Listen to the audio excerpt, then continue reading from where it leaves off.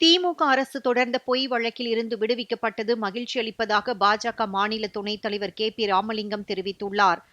B Ramalingam உள்ளிட்டோர் தருமபுரி மாவட்டம் பாரத மாதா ஆலய வளாகத்தில் அத்துமீறி நுழைந்ததாக பதிவு செய்யப்பட்ட வழக்கில் அனைவரும் விடுதலை செய்யப்பட்டனர். தருமபுரி மாவட்டம் பாப்பாரப்பட்டி சுப்பிரமணிய சிவாமணி மண்டப வளாகத்தில் அமைந்துள்ள பாரத மாதா ஆலயத்தில் தடையை மீறி பூட்டை உடைத்து உள்ளே நுழைந்த விவகாரம் தொடர்பான வழக்கு தருமபுரி மாவட்ட கூடுதல் சார்பு நீதிமன்றத்தில் நடைபெற்று வந்தது.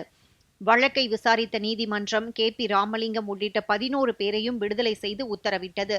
இதையடுத்து சேலத்தில் செய்தியாளர்களிடம் பேசிய பி ராமலிங்கம், கடந்த 2022ஆம் ஆண்டு சுதந்திர தியாகிகள் நினைவிடத்தில் தடையை மீறி அஞ்சலி செலுத்த சென்றபோது திமுக அரசு தன்னை கைது செய்ததாகவும், ஆனால் அரசு சுமத்திய அனைத்து குற்றச்சாட்டுகளும் ஆதாரமற்றவை என கூறி நீதிமன்றம் தன்னை விடுவித்துள்ளதாகவும் தெரிவித்தார்.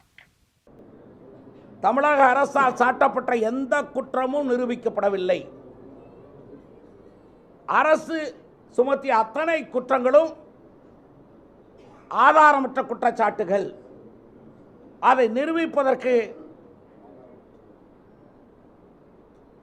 காவல்துறையாலோ தமிழக அரசு அதிகாரிகளாலோ முடியவில்லை. ஆகவே விடுதலை செய்கிறேன் என்று நீதிபதி விடுதலை செய்திருக்கிறார்.